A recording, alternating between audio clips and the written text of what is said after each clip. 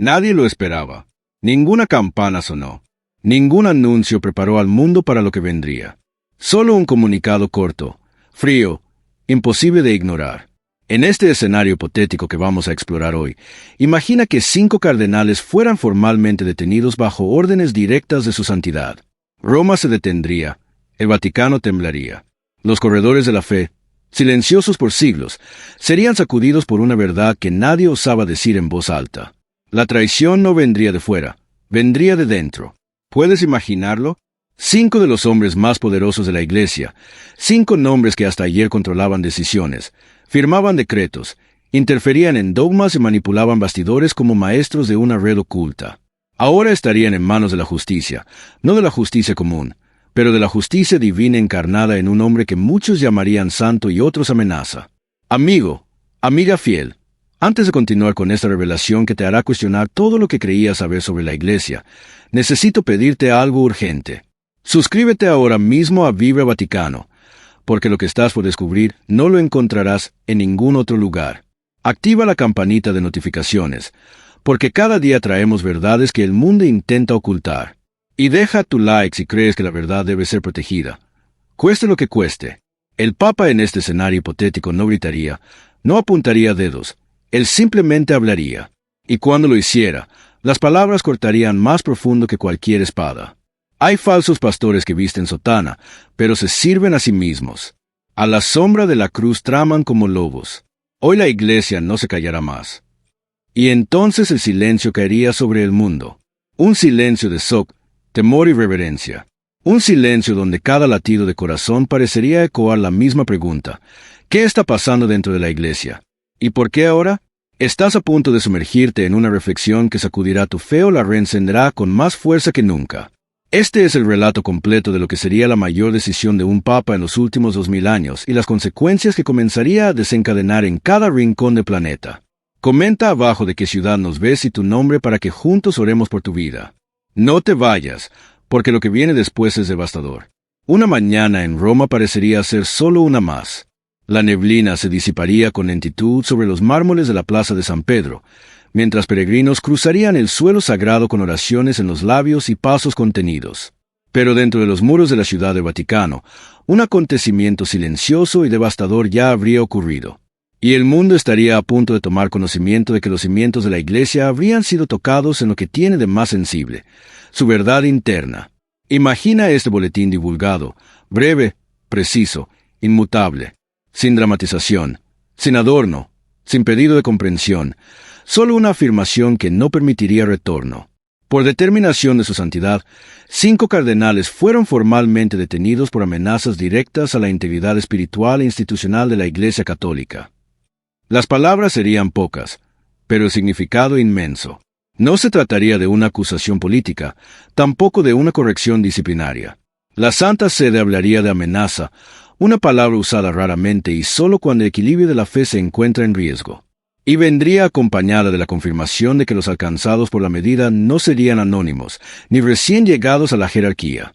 Serían miembros de la élite eclesiástica, hombres que por décadas moldearon decisiones doctrinarias, condujeron encuentros internacionales, comandaron diócesis enteras con autonomía casi absoluta. ¿Puedes imaginar el impacto? La decisión no causaría histeria, causaría silencio. Un silencio antiguo, un silencio que en la historia de la Iglesia siempre precede los actos más definitivos. El Papa en este escenario no ofrecería discursos en ese momento, no concedería entrevistas, tampoco convocaría al pueblo a apoyarle, se limitaría a actuar. Su autoridad, construida no por el miedo, sino por la clareza moral y por la constancia de propósito, bastaría para sustentar el peso de la decisión. Si estás impactado hasta ahora, comparte este video con 5 personas que amas, porque lo que viene es aún más perturbador. Fuentes internas confirmarían que la orden fue ejecutada con absoluta discreción. Los cardenales serían notificados por canales reservados. Ninguno resistiría, ninguno negaría. La reacción que seguiría sería el reflejo más puro de un sistema que por mucho tiempo se blindó contra el propio espejo. Incredulidad, silencio y asombro. En los corredores de la curia, los más antiguos compararían el momento al día en que los pilares del templo se movieron. Los más jóvenes solo bajarían los ojos.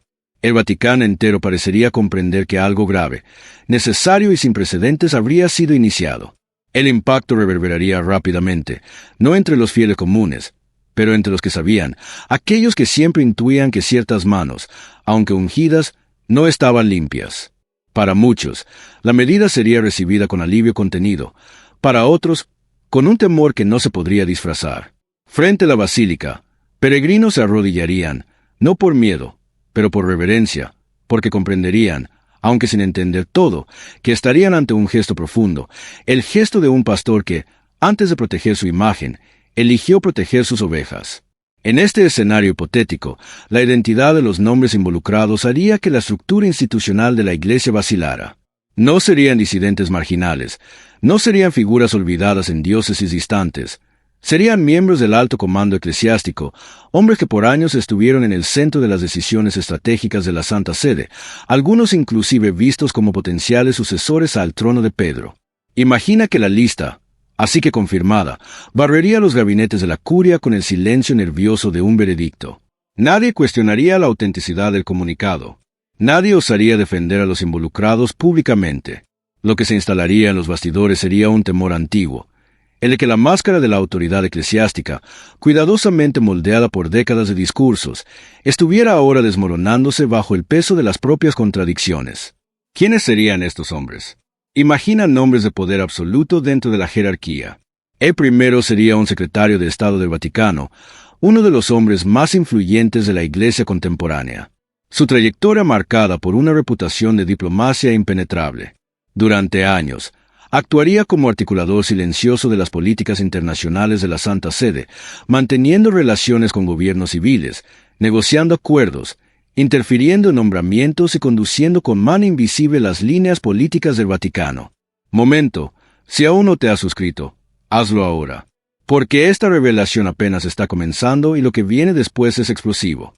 El segundo nombre sería el de un cardenal conocido por su actuación en la Congregación para las Causas de los Santos. Este cardenal cargaría consigo el rastro de uno de los mayores escándalos financieros de la historia reciente del Vaticano. Su participación en operaciones opacas de inversiones inmobiliarias, transferencias no auditadas y uso de fondos de la Iglesia para fines personales sería objeto de denuncias, auditorías y sospechas constantes. Enseguida, aparecería el nombre de un arzobispo europeo, una de las voces más influyentes del llamado eje reformista. Este prelado sería uno de los defensores más vigorosos de cambios doctrinarios profundos dentro de la Iglesia, inclusive en temas históricamente negociables como la moral sexual, la comunión de personas en situación irregular y la ordenación de mujeres. El cuarto nombre sería el de un cardenal latinoamericano, miembro central del grupo de asesores papales. Este cardenal, en nuestro escenario hipotético, habría sido acusado por mucho tiempo de encubrir clérigos involucrados en abusos, especialmente en su arquidiócesis. Reportes internos de la Santa Sede, nunca tornados públicos oficialmente, apuntarían para una red de protección institucionalizada a figuras ligadas a escándalos sexuales, financieros y políticos. Por fin, la lista se cerraría con un arzobispo norteamericano. Figura carismática y progresista, sería uno de los articuladores más vocales de las reformas pastorales en el continente. A lo largo de los años, enfrentaría críticas severas por su postura ambigua ante temas litúrgicos y morales, pero también por su involucramiento en episodios incómodos que minarían su credibilidad. La composición de la lista revelaría más que la caída de 5 hombres. Revelaría el mapa de una disputa profunda trabada en silencio entre dos proyectos de iglesia. Uno fundado en la fidelidad al Evangelio, en el arrepentimiento y en la comunión. El otro operando a partir de la conveniencia, del poder institucional y de una fe moldeada para fines ideológicos. Durante años, en este escenario hipotético, la Iglesia habría sido víctima de un enemigo silencioso, un enemigo que no vendría de fuera, pero caminaría por los corredores del Vaticano con la dignidad de quien fuera ungido y la frialdad de quien nunca creyó verdaderamente en la santidad del altar que jurara defender. La crisis que irrumpiría con la detención de 5 cardenales no nacería ayer, tampoco sería fruto de un error aislado. Se trataría de la revelación, finalmente inevitable, de una traición profunda, sistemática y largamente calculada contra el cuerpo vivo de la Iglesia Católica. ¿Estás preparado para lo que viene? Porque lo que sería descubierto y mantenido en absoluto sigilo hasta que las pruebas fueran irrefutables, ultrapasaría las fronteras de la teología, de la diplomacia y de la administración interna. Sería un crimen contra el alma de la Iglesia, practicado en silencio, con el peso de mitras y el respaldo de décadas de prestigio clerical. Deja tu like ahora si crees que la verdad debe salir a la luz. Imagina que la estructura que estos 5 cardenales sustentarían no sería apenas un conjunto de ideas o posiciones divergentes. Sería una red de infiltración institucional, poder paralelo y manipulación doctrinaria, con ramificaciones en varias diócesis e influencia directa en decisiones cruciales para el futuro de la fe católica. Documentos confidenciales revelarían que habría encuentros no oficiales en residencias privadas de Roma, lejos de las salas de reuniones de la Santa Sede, en los cuales se discutiría la formación de un nuevo bloque teológico, uno que, si implementado, vaciaría los fundamentos de la moral cristiana, suprimiendo puntos centrales de la tradición, remodelando sacramentos y transformando el magisterio en una instancia meramente simbólica. La lengua sería cuidadosamente calculada para no sonar rebelde, pero el objetivo sería la ruptura total. Las actas secretas de esos encuentros, obtenidas por fuentes internas y analizadas por una comisión restringida, detallarían una tentativa articulada de reorganizar el concepto de autoridad papal, estableciendo un modelo colegiado que diluiría el poder de pontífice bajo la justificativa de una modernización institucional. En otras palabras, una tentativa de destronar al Papa sin precisar declararlo. Algunos documentos mencionarían explícitamente la intención de limitar la centralidad romana y crear núcleos eclesiales autónomos capaces de ejercer autoridad pastoral plena. Traducido para la realidad, esto significaría el fin de la Iglesia una y el nacimiento de un cuerpo fragmentado, dividido entre intereses geopolíticos, tensiones ideológicas y personalismos episcopales. Más que desobediencia, más que herejía, sería un cisma calculado, y habría dinero involucrado. Donaciones millonarias destinadas originalmente a obras de caridad y manutención litúrgica serían redireccionadas para financiar seminarios con contenidos divergentes del catecismo, publicaciones que deslegitimaban la doctrina tradicional.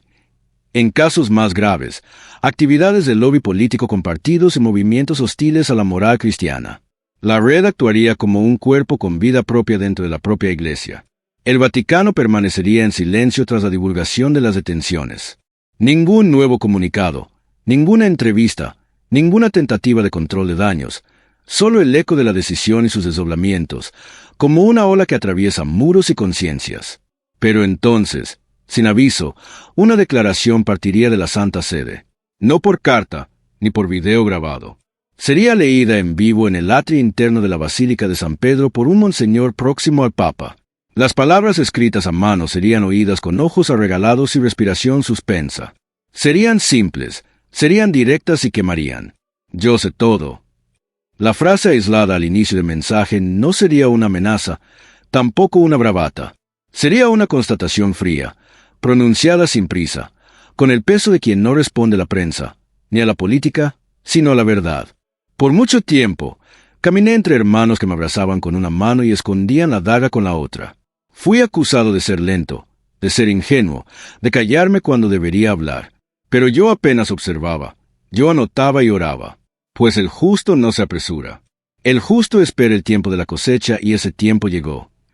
¿Puedes sentir el peso de esas palabras? Las palabras alcanzarían no apenas los corredores de la curia, sino cada parroquia, cada seminario, cada episcopado. Sería la primera vez que el Papa hablaría públicamente sobre la detención de los cardenales y no lo haría como quien desea venganza, sino como quien no puede más tolerar el escándalo de la mentira dentro de la propia casa de Dios. Hay hombres que visten púrpura, pero sirven al poder. Hay hombres que rezan con los labios, pero negocian con los impíos en el corazón. Hay hombres que citan las Escrituras, pero viven como reyes del mundo. Esos hombres hoy fueron tocados por el juicio, no el mío, pero el de la verdad. Comparte este video ahora con todos los que necesitan escuchar esto. El texto sería seco. Ningún adorno retórico, ninguna afectación estilística, pero por detrás de cada frase habría una carga de dolor visible. El dolor de quien soportó callado por años, las articulaciones internas que intentaban disolver la doctrina, subvertir la autoridad y confundir al pueblo con falsas promesas de libertad espiritual. El Evangelio no precisa ser reinventado, precisa ser obedecido. Quien lo distorsiona para agradar al mundo, se aparta de Cristo. Quien lo negocia a cambio de palmas, renuncia a la cruz. Durante la lectura del mensaje, observadores notarían una atmósfera en común dentro del Vaticano. Obispos y cardenales se entremirarían inquietos. Habría en el aire el temor ancestral que acompaña la revelación de la verdad incontornable. La certeza de que a partir de aquel momento, ningún título sería escudo, ningún cargo sería refugio. No quiero cabezas, no busco escándalos. Pero jamás permitiré que la esposa de Cristo sea transformada en vitrina de vanidades humanas. Aquí no se negocia la salvación.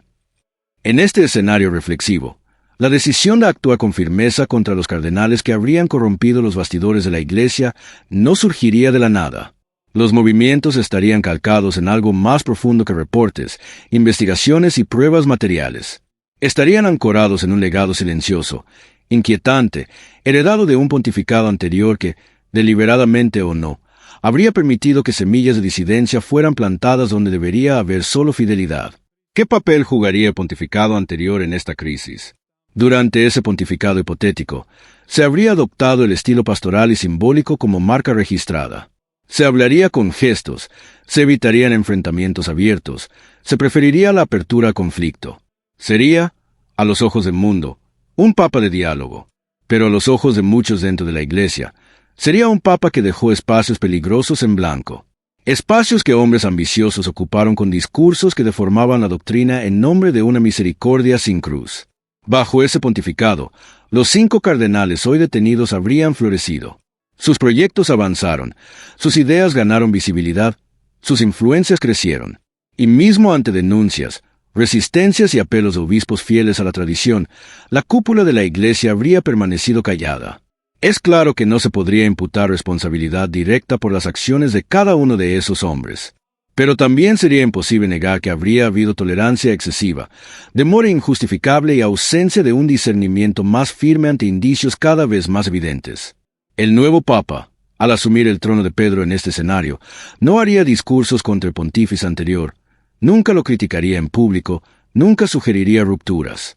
Pero al promover la depuración actual, dejaría claro que no está más dispuesto a mantener el estatus de neutralidad ante la infiltración interna. La autoridad espiritual no se ejerce con discursos populares, sino con decisiones difíciles. La paz que protege el error no es virtud, es abandono. Las investigaciones en este escenario hipotético no revelarían apenas crímenes administrativos o desvíos doctrinarios. La dimensión de la corrupción descubierta dentro de la Iglesia extrapolaría la mera disonancia teológica. Lo que emergería de los archivos recuperados, de los testimonios sigilosos y de los relatos cruzados, sería la existencia de una estructura organizada, oculta, cuidadosamente infiltrada en los niveles más altos de la jerarquía. Una red con ritual propio, lengua codificada, símbolos discretos y objetivos que no se limitarían al control político. Esa red sería bautizada informalmente por los investigadores internos como la Orden Negra, un nombre que no aparecería en ningún documento oficial, pero que sería repetido diversas veces por exintegrantes, sacerdotes que rompieron con el grupo y agentes que, arrepentidos, decidieron colaborar. ¿Puedes imaginar una organización secreta operando dentro del Vaticano? La estructura actuaría bajo el pretexto de renovación pastoral y se escondería en departamentos comisionados por pontificados anteriores, donde pocos preguntarían demasiado y donde la ausencia de transparencia sería la regla. De acuerdo con los reportes confidenciales entregados al Papa, la orden operaría con 3 pilares centrales: infiltración intelectual, subversión litúrgica y neutralización de la autoridad espiritual. La estrategia sería simple, pero eficaz. Colocar personas clave en cargos académicos, comisiones de doctrina, congregaciones de nombramientos episcopales y consejos pontificios, siempre con la misión de promover ideas heterodoxas sin generar alarma inmediata. Cada paso sería calculado para parecer parte de un movimiento natural de evolución eclesial. En la práctica, sería un proceso de erosión. Atención. Si llegaste hasta aquí, comenta verdad abajo y dime de qué país nos ves. Lo más alarmante, sin embargo, sería el vínculo financiero descubierto entre miembros de esa estructura y organizaciones externas a la Iglesia, inclusive fundaciones internacionales con intereses ideológicos claros. Transferencias bancarias camufladas, eventos religiosos patrocinados por entidades seculares, publicaciones pagadas que promovían doctrinas contrarias al magisterio. Pero el punto central y más inquietante sería la constatación de que la Orden Negra no sería apenas un movimiento intelectual. Poseería rituales internos, celebraciones paralelas, estructuras de comando y disciplina propia. Reuniones a puertas cerradas incluirían votos de silencio, símbolos adaptados de órdenes antiguas y una clara aversión a la figura de la autoridad papal tradicional. Testimonios apuntarían para prácticas espirituales sincréticas, lecturas teológicas no cristianas insertadas en formaciones clericales, en casos más extremos, celebraciones eucarísticas con alteración deliberada de las fórmulas sacramentales. ¿Un culto paralelo disfrazado de renovación pastoral? Con la estructura de la llamada Orden Negra expuesta, los investigadores nombrados por el Papa pasarían a analizar los documentos más sensibles aprendidos durante el proceso de desmantelamiento de la red. Lo que encontrarían no sería apenas prueba de corrupción doctrinaria o desvío litúrgico. Encontrarían algo más peligroso, más organizado e infinitamente más destructivo. Un plan sistemático de cisma. Los documentos analizados revelarían la existencia de un proyecto de iglesia paralela, planeado para nacer dentro de la propia Iglesia Católica, pero con autonomía absoluta. Esa nueva estructura eclesial mantendría la apariencia formal de unidad, usaría paramentos semejantes, mantendría la cruz en los altares y la lengua sacramental, pero sustituiría el contenido de la fe por una nueva teología adaptada a las voluntades humanas, a las presiones sociales y a los intereses geopolíticos del momento. ¿Puedes imaginar una iglesia sin alma? En los reportes, habría minuta de un documento que sería presentado simultáneamente en varias conferencias episcopales de Occidente. En él constaría la propuesta de creación de zonas pastorales independientes, libres de la supervisión directa del Papa, con autoridad para alterar la doctrina conforme a las demandas del tiempo. En términos claros, era la tentativa de desligar las partes de la Iglesia de su cabeza. Los 5 cardenales detenidos habrían participado de reuniones donde ese proyecto fue discutido. Habrían inclusive establecido alianzas con clérigos de otras denominaciones y representantes de organismos internacionales. El plan preveía un lanzamiento coordinado de manifiestos, entrevistas y reflexiones pastorales destinadas a relativizar el papel del papado y a convencer a fieles y padres de que la centralización romana era un modelo ultrapasado. Dividir para dominar, fragmentar para reconstruir bajo nuevas reglas. Apagaría el pabilo de la rebelión con la autoridad del silencio que actúa, retirando nombres estratégicos de comisiones, interrumpiendo negociaciones en curso y nombrando nuevos observadores en zonas consideradas de riesgo. La tentativa de rasgar la Iglesia al medio habría sido detenida. Tras las detenciones y la revelación pública de los bastidores de la Orden Negra, la Iglesia no volvería a la normalidad. Y tal vez nunca vuelva. No habría como simplemente retomar la rutina después de lo que fuera descubierto. La podredumbre no estaría contenida en 5 nombres. Esos serían apenas los vértices visibles de una estructura subterránea que, como un cáncer silencioso, se habría esparcido por consejos, congregaciones, universidades católicas, medios de comunicación religiosos y hasta casas de formación. El Papa comprendería que si parara por ahí, apenas habría cortado los ramos y dejado las raíces intactas. Él entonces iniciaría lo que muchos dentro de la curia ya llamarían, en voz baja, la Gran Purga. Pero no habría hogueras, no habría ejecuciones públicas. El método sería otro, más lento, más eficaz, más temido. Reportes internos serían reabiertos. Nombramientos antiguos comenzarían a ser revisados. Obispos, arzobispos, presidentes de comisiones, miembros de academias pontificias, todos pasarían a ser sometidos a un proceso de revisión confidencial. No sería apenas una investigación administrativa, sería un examen espiritual. La fidelidad doctrinaria pasaría a ser criterio determinante para la permanencia en los cargos. En pocas semanas, más de 70 nombres serían discretamente afastados. En algunos casos, el afastamiento vendría como pedido de renuncia por motivos de salud. En otros, como recogimiento para oración y discernimiento. Pero en los bastidores se sabría. El Papa habría leído cada dossier, tendría en manos las pruebas y no hesitaría.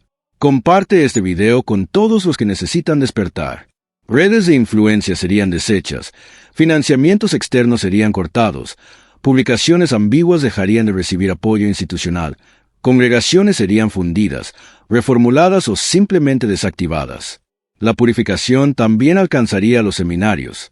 Equipos formadores serían disueltos, currículos revistos, bibliografías banidas. El Papa convocaría, sin aviso previo, rectores del mundo entero para una audiencia privada. Recibirían de él no un discurso, sino una advertencia. Quien educa en error firma con el infierno la apostasía de mañana. No serían pocos los que abandonarían cargos voluntariamente. Muchos por temor de una investigación más profunda, otros por vergüenza. El Papa no los perseguiría, no los humillaría, pero no retrocedería ni un centímetro. Era como si, tras años en silencio, el Papa se hubiera levantado con una autoridad ancestral, la misma que hizo que antiguos santos reformaran órdenes enteras con una carta o una lágrima. Algunos dirían que el Papa estaría movido por ira, pero los que lo verían de cerca sabrían. Era tristeza.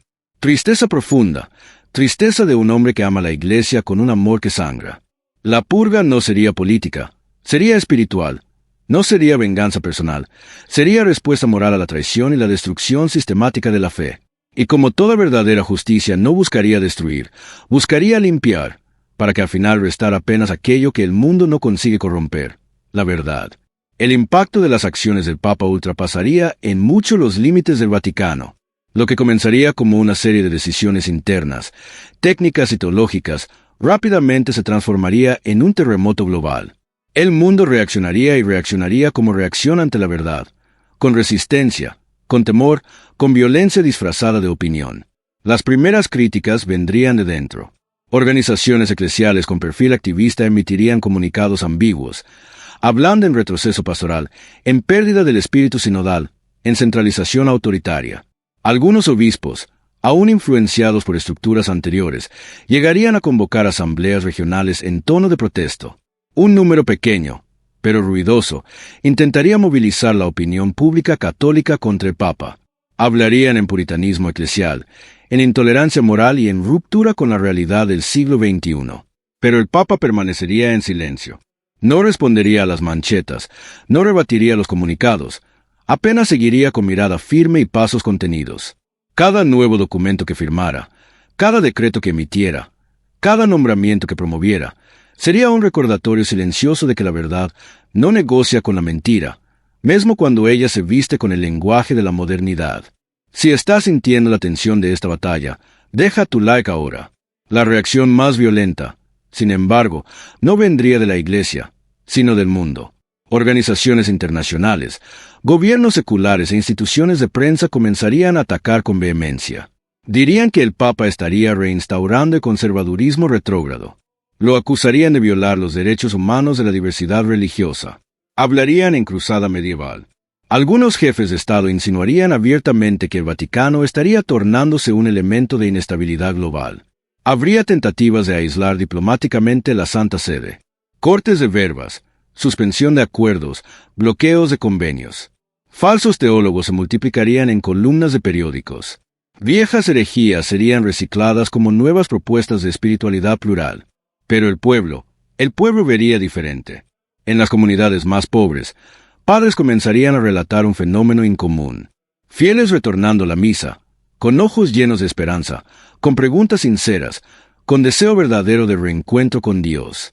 En monasterios, religiosos volverían a ayunar en silencio por la fidelidad de la Iglesia. En los hogares simples, personas comenzarían a rezar el rosario nuevamente, diciendo entre lágrimas: ahora tenemos un Papa que teme a Dios más que al mundo. Lo que estaría aconteciendo no sería una crisis, sería una batalla espiritual silenciosa y profunda entre la verdad y la ilusión, entre la fidelidad y la conveniencia, entre la eternidad y el tiempo. A lo largo de la historia de la Iglesia, hubo papas que lideraron con espada, con inteligencia, con diplomacia, con santidad. Algunos fueron mártires, otros reformadores, algunos olvidados, otros glorificados, pero pocos cargaron consigo el fardo de ser llamados el último. En los bastidores del Vaticano crecerían los murmullos. Habría quien dijera que este papa sería la encarnación final de una profecía antigua a siglos atribuidas a Malaquías, la de que habría un papa al fin de la era, no el fin de la Iglesia, pero el fin de una era dentro de ella. Un pastor solitario, firme, amado por unos, odiado por otros, que sería llamado a sustentar la cruz de todos los siglos en un único gesto. El propio Papa jamás comentaría tales previsiones. Siempre que cuestionado, apenas respondería: las profecías no me pertenecen, me pertenece apenas la fidelidad. Pero en silencio, su postura ante la crisis, la firmeza sin odio, la justicia sin espectáculo, el amor a la verdad sin negociación, haría con que muchos se preguntaran: ¿es él el elegido? No para ser el último por cronología, sino el último en el sentido más profundo. El último a proteger, a resistir, a purificar, a decir no. ¿Tú crees que estamos viviendo ese momento en la historia? Comenta abajo. En una mañana en que ordenaría la reapertura de la capilla de la flagelación, donde tantos papas meditaron antes de decisiones cruciales, este papa escribiría con las propias manos una carta abierta. No la entregaría a la prensa, la dejaría sobre el altar. Un monje la encontraría y la transcribiría para el mundo. Si estas palabras llegaren a ti, es porque el mundo ya te habló demasiado y tu alma precisa. En fin, oír lo que no grita. Así comenzaría la carta que cambiaría todo. Un mensaje no de un político, no de un diplomático, sino de un pastor herido, pero no vencido. No nací para ser piedra. Nací para ser barro. Ya temblé, ya temí, ya quise retroceder, pero el Señor me empujó adelante, no con violencia, sino con amor. Y donde yo veía la ruina, Él mostraba alicerce. Escucha estas palabras con el corazón. Yo no soy fuerte, apenas no me permití mentir cuando la verdad quemaba. La iglesia no es mía, no es tuya, no es de ningún hombre. Ella pertenece a aquel que fue traspasado por no callarse. Cuando me acusaron de endurecer, yo estaba llorando. Cuando me llamaron de intolerante, yo estaba rezando por quien me condenaba. Cuando me dijeron que yo dividía la iglesia, respondí en silencio, antes rajada por la verdad que entera en la mentira. ¿Puedes sentir el peso de estas palabras? Si me llamaren del último, que sea, pero no por gloria, ni por profecía, que sea porque fui el último a no abandonar. El Señor volverá no para recomenzar, sino para cosechar. Y quien deformó su campo responderá con las propias manos. No temas la purificación. Es en ella que la iglesia reencuentra su alma. Y si al final solo restaren los fieles callados, arrodillados en la tierra batida de una capilla olvidada, entonces allí estará la victoria. Pues donde hay verdad, aunque herida, hay resurrección. Momento crítico. Si estas palabras te tocaron el corazón, comparte este video con 5 personas ahora mismo. Tras la divulgación de esa carta, no habría pronunciamientos, no habría comentarios, apenas silencio. Un silencio que diría más que todas las manchetas, más que todas las acusaciones, más que todos los ataques. Era el silencio de una iglesia que, en fin, comenzaba a recordar quién ella es. En este escenario hipotético de reflexión, lo que vendría después sería lo más crucial. Porque una cosa es exponer la corrupción, otra cosa es reconstruir sobre las ruinas. ¿Qué haría un papa después de desmantelar una estructura de siglos? La respuesta no vendría en forma de decreto, vendría en forma de silencio contemplativo y acción discreta. Nuevos nombramientos comenzarían a surgir. No nombres famosos, no celebridades clericales, sino hombres de fe profunda, de vida simple, de corazón limpio. Obispos que vivieron décadas en parroquias pobres serían llamados para congregaciones importantes. Sacerdotes que nunca buscaron poder serían elevados a posiciones de responsabilidad. Religiosas que dedicaron la vida al servicio silencioso serían consultadas en decisiones cruciales. Una iglesia nueva estaría naciendo, no por innovación, sino por retorno. Retorno a lo esencial. Retorno a la fe sin adornos. Retorno al evangelio sin negociación. Retorno a la cruz sin vergüenza. Pero la batalla no estaría ganada. Porque mientras hubiera un solo corazón fiel, el enemigo no pararía. Las fuerzas de la mentira se reagruparían. Nuevas tentativas de infiltración surgirían. Nuevos lobos con piel de cordero aparecerían. Y es aquí que la reflexión se torna personal. Hermano, hermana en la fe, llegamos al final de este escenario hipotético, pero el principio de tu propia reflexión. ¿Qué harías tú si esto aconteciera? ¿Estarías del lado de la verdad aunque te costara todo? ¿O elegirías el confort de la mentira porque es más fácil? ¿Defenderías a un papa que purifica la iglesia aunque el mundo entero lo ataque? Estas no son preguntas retóricas. Son preguntas que cada católico, cada cristiano, cada persona de fe debe hacerse hoy. Porque aunque este sea un escenario hipotético, la batalla espiritual entre verdad y mentira, entre fidelidad y conveniencia, entre Cristo y el mundo, esa batalla es real. Y está aconteciendo ahora mismo. Momento crucial, presta atención. Si este video te impactó, si te hizo pensar, si te hizo sentir algo en el corazón, entonces tu misión es clara. Suscríbete a Vive Vaticano, porque necesitamos una comunidad de buscadores de verdad. Activa la campanita. Para que nunca pierdas contenido que puede cambiar tu vida, dale like. Si crees que la verdad debe ser defendida, séparate con 5 personas, especialmente con aquellos que necesitan despertar. Comenta fidelidad. Y dime de qué país nos ves para orar por ti. Y lo más importante, Ve el próximo video que aparece en tu pantalla ahora, porque la historia continúa y lo que viene es aún más revelador. Señor Jesús, en medio de un mundo que negocia la verdad, danos la fortaleza de permanecer firmes. En medio de una iglesia que enfrenta tentaciones de dentro y de fuera, danos discernimiento para reconocer a los verdaderos pastores. En medio de la confusión, danos claridad. En medio del miedo, danos coraje. En medio de la traición, danos fidelidad. Que nunca negociemos el Evangelio por aceptación. Que nunca cambiemos la cruz por confort. Que nunca elijamos el mundo cuando tú nos llamas al cielo. Amén. Hermano, hermana, la batalla espiritual es real. La infiltración en la iglesia es real. La necesidad de discernimiento es real. ¿De qué lado estarás cuando la verdad sea atacada? Nos vemos en el próximo video. No pares de buscar la verdad. Vibra Vaticano, donde la F encuentra la verdad. Disclaimer obligatorio al inicio. Este es un escenario hipotético de reflexión. Los nombres y eventos son ficticios. Este contenido busca generar reflexión sobre temas de fe, autoridad y verdad en la iglesia.